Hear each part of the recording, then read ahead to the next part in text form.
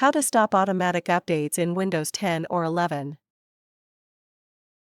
You need to do is head over to the Start menu on your computer, search for Services. Click on the Services window. From here you want to scroll all the way down to the bottom until you see a service called Windows Update. Once you found this service, we're just going to double click on it. Then you want to change the startup type from manual to disabled. Then click on the Apply button. Then click on the Recovery tab at the top. Where it says First Failure, you want to change this to Take No Action. And then just go and press Apply and OK. Then finally we're going to double click on this service once again.